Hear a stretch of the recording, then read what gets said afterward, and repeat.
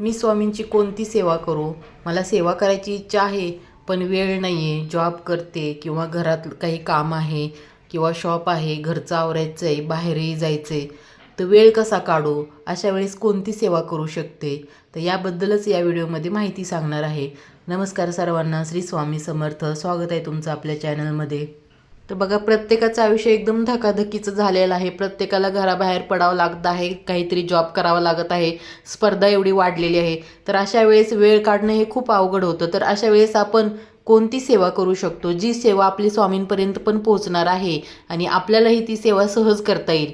तर ती सेवा म्हणजे मानसपूजा. तर होय, आपण स्वामींची मानसपूजा करू शकतो. बघा, स्वामी पुण्यतिथीनिमित्त जर आपल्याला तर बुधवारी स्वामी पुण्यतिथी आहे आणि वेळ नसेल, जॉबवर असाल किंवा घरात काही काम असेल, बाहेरगावी गेला असेल, कुठेही तुम्ही असाल, तिथेही तुम्ही स्वामींची पूजा करू शकता. तर मानसपूजा म्हणजे काय आणि मानसपूजा कशी केली जाते? तर मानसपूजा म्हणजे आपण मनापासून देवाला आर्त हाक घालणे. जिथंही आहोत, ज्या ठिकाणी आहोत, जे काम करत आहोत, त्या ठिकाणी आपण देवाची भक्ती करू शकतो, देवाचं नामस्मरण करू शकतो. आपण मनातून केलेली भक्ती म्हणजे मानसपूजा.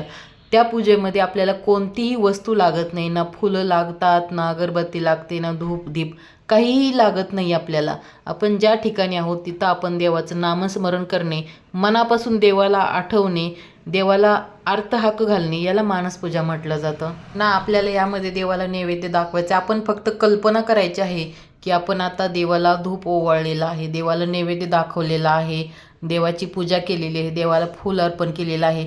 जे मनातून आपण देवाशी कनेक्ट होतो, मनातून कल्पना करतो, याला मानसपूजा म्हणतात. समजा स्वामी पुण्यतिथीच्या दिवशी आपल्याला वेळ नाही भेटला मठामध्ये जायला, केंद्रामध्ये जायला, किंवा आपण कुठे बाहेरगावी गेलो असो किंवा जॉबवरती असो, तर अशा वेळेस आपण 10 मिनटं तरी देवाचं नामस्मरण करू शकतो आणि हीच मानसपूजा असते.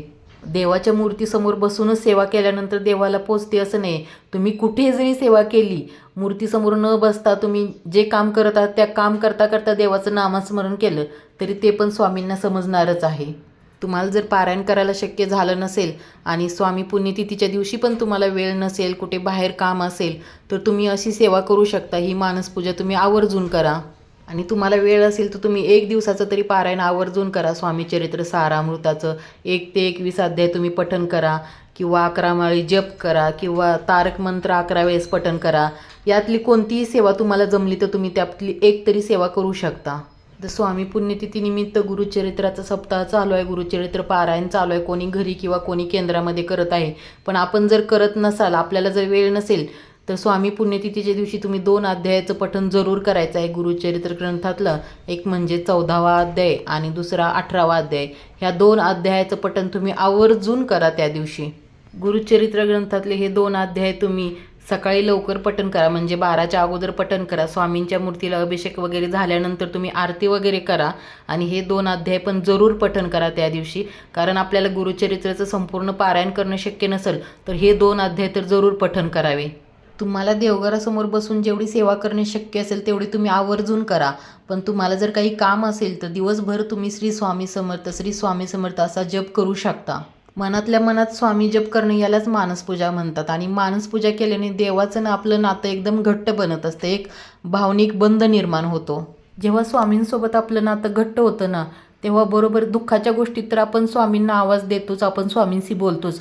पण सुखाची किंवा कोणती आनंदाची गोष्ट आपल्या आयुष्यात घडली तेव्हा बरोबर आपल्या मुखामध्ये स्वामीनाम येतच येतं. जेव्हा आपण सतत स्वामीनाम घेत असतो मनातल्या मनात, तेव्हा आपोआप या गोष्टी होत असतात. म्हणजे सुखाचा क्षण असो किंवा दुःखाचा असो, कोणतीही गोष्ट असो, ती मनामध्ये स्वामीनाम चालू असतं आणि स्वामींना सांगणं चालू असतं की आणि असं व्हायलाच हवं आणि आभार मानलेच पाहिजे. एखादी आनंदाची गोष्ट जर घडली आपल्या आयुष्यात तर ते स्वामींना आपण आभार मानलाच पाहिजे की तुमच्यामुळेच ही माझ्या आयुष्यात आनंदाचा क्षण आलेला आहे. तर स्वामी पुण्यतिथीच्या दिवशी जर तुम्हाला 1 दिवस पारायण करणं शक्य असेल तर आवर्जून करा, किंवा दुसरी कोणती सेवा करणं शक्य झालं तर ती पण करा. 11 माळी जप करा किंवा तारक मंत्राचं पठण करा.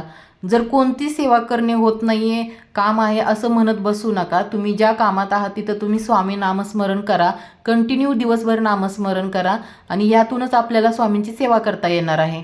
आणि खरं तर नामस्मरण करणे ही सर्वात मोठी सेवा आहे.